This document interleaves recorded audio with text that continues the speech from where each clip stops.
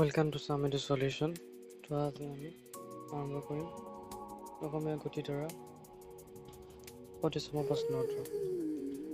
1 number প্ৰশ্ন দিছে জ্যোতিপ্ৰসাদ আগৰৱালা জয়মতী ছবিৰ কথাছবিৰ কাহিনীৰ উৎস কি? উত্তৰ জ্যোতিপ্ৰসাদ আগৰৱালাৰ জয়মতী কথাছবিৰ কাহিনীৰ উৎস হ'ল লক্ষ্মীনাথ বেজবৰুৱা দেৱে ৰচনা কৰা জয়মতী কুঁৱৰী নামৰ নাটকখন। জ্যোতিপ্ৰসাদ আগৰৱালাই কোনখন দেশৰ চলচ্চিত্ৰ নিৰ্মাণ প্ৰশিক্ষণ লৈছিল? সেইটো আছে তোমাৰ উত্তৰ জ্যোতিপ্ৰসাদ আগৰৱালাই জাৰ্মানীত চলচ্চিত্ৰ নিৰ্মাণৰ প্ৰশিক্ষণ লৈছিল। তাৰপিছত আহি গ'ল 3 নম্বৰ প্ৰশ্ন চিত্ৰবন ষ্টুডিঅ' কোনে নিৰ্মাণ কৰিছিল? উত্তৰ চিত্ৰবন ষ্টুডিঅ' জ্যোতিপ্ৰসাদ আগৰৱালাই নিৰ্মাণ কৰিছিল। তাৰপিছত আমি 4 নম্বৰ প্ৰশ্নলৈ যাম।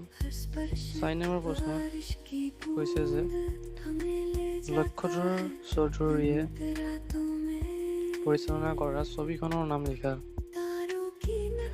উত্তৰ লক্ষ্যধৰ চৌধুৰীয়ে পৰিচালনা কৰা ছবিখনৰ নাম হ'ল নিমিলা অংক। 5 নম্বৰ লতা মংগেশকাৰে গীতত কণ্ঠদান কৰা অসমীয়া কথাছবি এখনৰ নাম লিখা। লতা মংগেশকাৰে গীতত কণ্ঠদান কৰা অসমীয়া কথাছবি এখনৰ নাম হ'ল এৰাবাদৰ ফুল। ইয়াতে আমাৰ 25 নম্বৰ প্ৰশ্ন উত্তৰ ক শেষ হৈছে। আমি এতিয়া কলৈ আগবাঢ়িম 5 নম্বৰ প্ৰশ্ন। প্ৰশ্নত 1 নম্বৰত আছে মফিজুদ্দিন আহমদ হাজৰিকাৰ কবিতাৰ দুটা বৈশিষ্ট্য লিখা। উত্তৰ মফিজুদ্দিন আহমদ হাজৰিকাৰ কবিতাৰ দুটা বৈশিষ্ট্য হ'ল তেখেতৰ কবিতাত আধ্যাত্মিক তত্ত্ব প্ৰকাশ পোৱা দেখা যায়।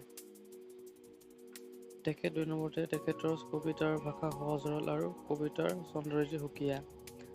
কবিয়ে ঈশ্বৰক কিয় বিশ্বকৰ্মা বুলি অভিহিত কৰিছে? উত্তৰ সমগ্ৰ বিশ্বৰ সৃষ্টি স্থিতিৰ মূলতে এক পৰম সত্তাৰ অস্তিত্ব অনুভৱ কৰা যায়। এই পৰম সত্তাই সকলোকে এক আত্মীয়তাৰ জৰিয়তে বান্ধি ৰাখিছে। তেওঁৰ মহিমা অন্ত নাই। জগতৰ সকলো বস্তুতে তেওঁৰ অস্তিত্ব। সেয়ে কবিয়ে ঈশ্বৰক বিশ্বকৰ্মা বুলি অভিহিত কৰিছে।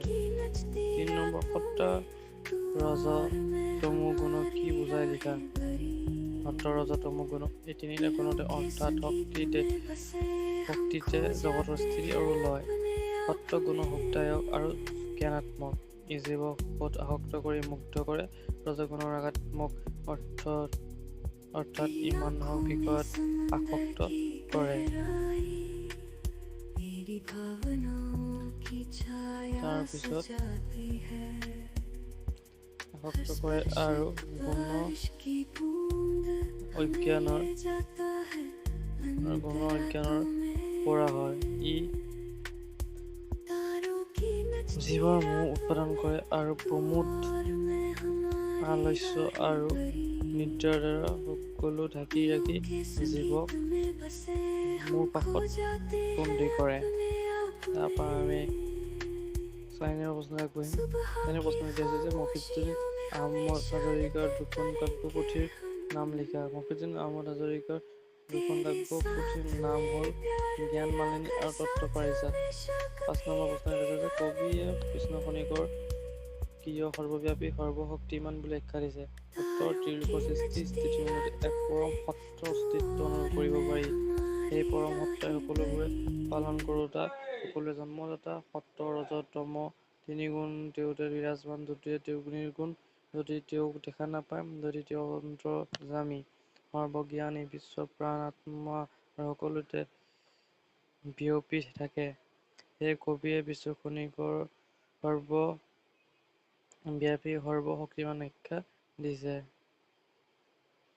Thank you students for watching our videos and visit our channel. Subscribe Samedi Solution. Part 2 next video সোনকালে আহি আছে। Join WhatsApp for PDF notes. Link in description. আমাৰ WhatsApp চেনেলটো জইন কৰি ল'ব। তাত গোটেই নোটছসমূহ দি দিয়া হ'ব। চেনেলটো ছাবস্ক্ৰাইব কৰি ল'বা আগন্তুক ভিডিঅ'সমূহ চাবলৈ। ধন্যবাদ।